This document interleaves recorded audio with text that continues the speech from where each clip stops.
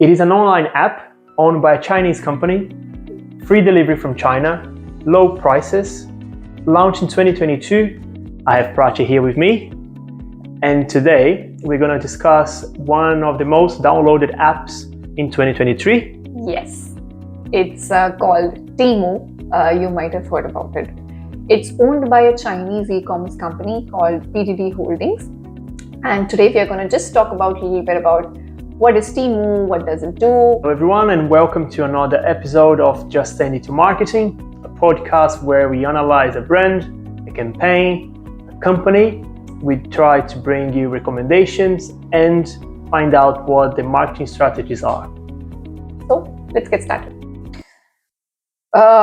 Andre, I'm shopping for Christmas and I really don't know where to buy from. Everything is so expensive. Not just the flight ticket, but also the shopping has turned expensive now. Yeah, it is.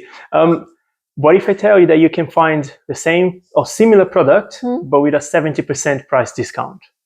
70% That's price right. discount. Yep. Have you heard of Temu? I have, but I was not aware that they do 70% discount. They do, and it's free shipping sometimes. Yeah. So Temu, Prachi, they do 70%. Sometimes they do 50, 20, 100% free delivery. It's a new come to the e-commerce market. Yeah. They launched in 2022, and they price themselves on price, low price, and delivery from China, free delivery from China. Okay, I have seen their adverts, Andre, but I was not aware that they do it at this cheap rate. Is it the one that does adverts saying shop like a billionaire? That's right. I'm sure you saw that on YouTube. Yes. Every time you played a video. I did. That's right. Yeah, and everyone else. That's why I think it has gotten most downloads. Yeah.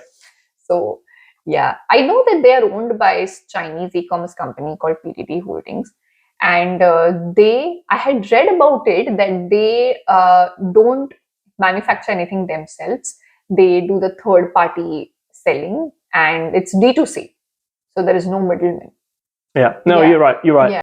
So, obviously because it's a Chinese company, it comes with a history of data breach, safety measures. And in April this year, a cybersecurity expert pointed out that Temu could be potentially a threat for data users, user data.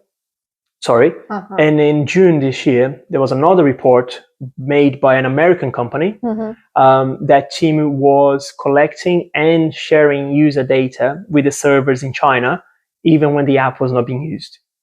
That also keeps that fight between China and America. So we can't really know for sure. Temu did respond. Temu came and said that they looked the data and safety very seriously, and they would improve the policy. The privacy policy, sorry. Okay, so this is, I think, as consumers, we all need to be aware of the data privacy thing. And have you downloaded the app?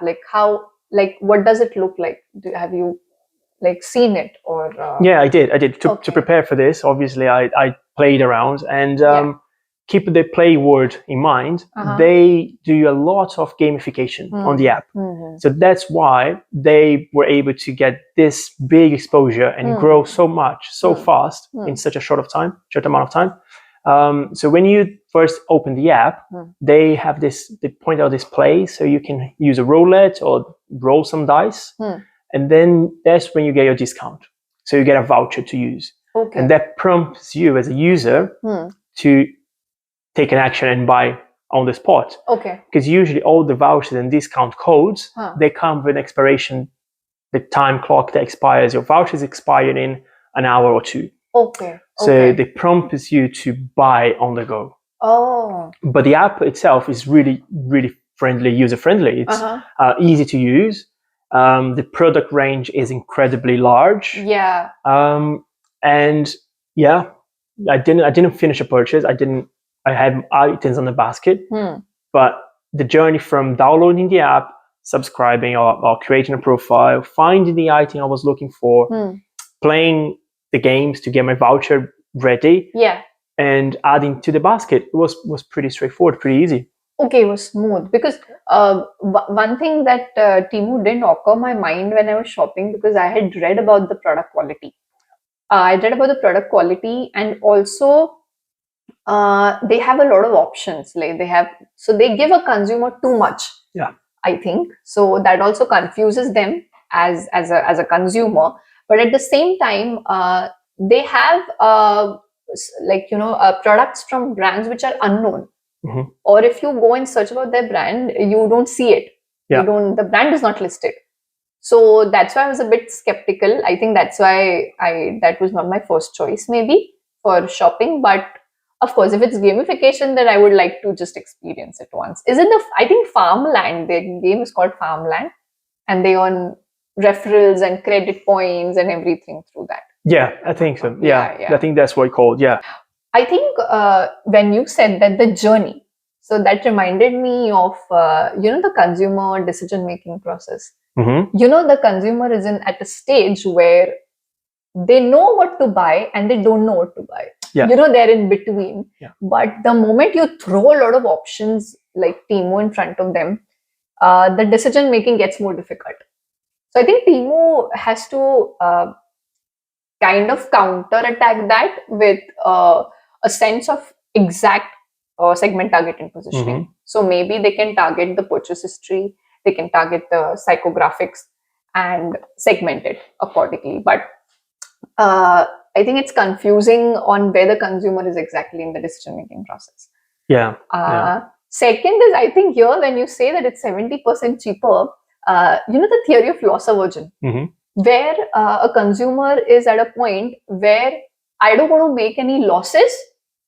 I also don't want to make any gains. Mm-hmm. Like gains making is not as important to me as making losses. So I think price sensitivity comes there, takes place there, and that's the theory of loss aversion that is already happening. That's right. Yeah. With Temu. And last but not the least, I think it's framing effect. When you, for example, in front of us, if Temu holds so much of products, a variety of products, we will make decision with what content is being in front of us. Yeah. If there's gamification, we will play the game. If there are so many options, we will still choose from it. Yeah. So I think they're trying to create that framing effect. That's right. And I think with Temu, especially when it comes to price and the vast variety of product, because they have, if I'm not wrong, it's £10 minimum purchase order. Mm-hmm. And with so cheap products, it gets quite complicated sometimes to reach the minimum order price.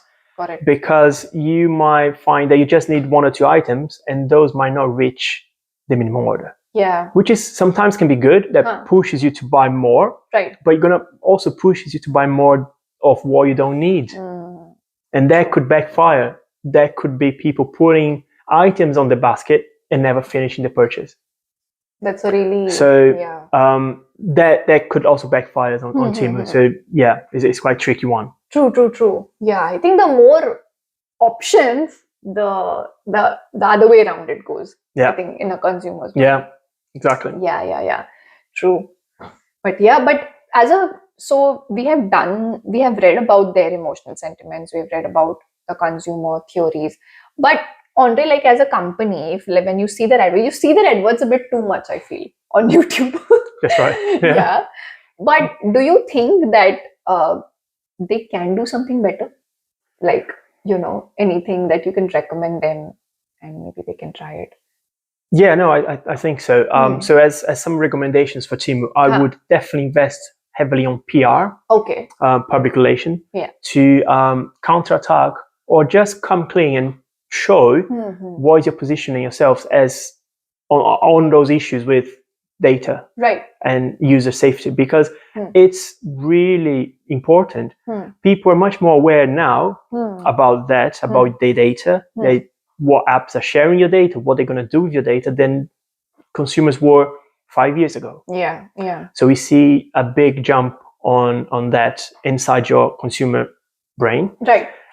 So definitely invest in PR to do a more clear approach to those reports or anything that could harm the company in that way. Also with PR, to counterattack again the perception of quality that you mentioned earlier. So again, working closely with their suppliers to make sure that they deliver what they promise. Of course. But also make sure that the PI is on top of that to portray a quality product message. And definitely invest in customer support, because Temu doesn't have. I think so too. And again, being the most downloaded app in America, 38.8 million downloads in 2023. And that comes with problems. Of course. Unhappy consumers, unhappy or any problem with delivery, anyway, you have to have a customer support channel. So definitely recommend them to do those improvements. People things, of course. Still, okay, I'm going to download it for gamification because that is a bit intriguing, and I think that will lead me to download that app. I think the facade of it is so intriguing that you end up downloading. And I think all the companies should benefit more from that. They should explore more gamification. Of course, considering it being the most source of, I think, the most popular source of entertainment nowadays. And especially if you're targeting millennials, of course, where they grew up with a phone on their hands. Exactly, and that too for shopping. So exactly. The most popular hobby. So I think that's on my list to download it now. So as we always do for the companies we bring to this podcast, let's do a quick SWOT on them. Yes, please. That's fun. So if you think about strengths, I would point it out that easy to use, gamification experience, vast range of products. Weaknesses, we can say that is definitely the concern on data safety and product quality. Yes. And also the lack of customer service. True. What would you say they are opportunities and threats? Opportunities, I feel they can expand the market to Canada and Europe, maybe. They can still increase the demand in the United States, for sure.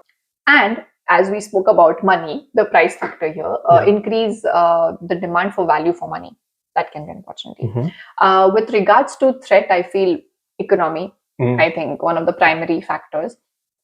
Then it's supply chain disruption, as we spoke of before elaborately. For sure. And third is potential regulatory changes they can work on. Maybe. I agree. Especially the supply chain disruption. Surely. Because they don't manufacture any item. They rely... Third party. Yes. So it could be a problem. Yes, it will. But for the go, download the app once and see. But please remember your data privacy and data safety features, as we spoke about, as an awareness. And I think that's it for today. Thank you very much for watching. I hope you enjoyed, and see you next time. See you.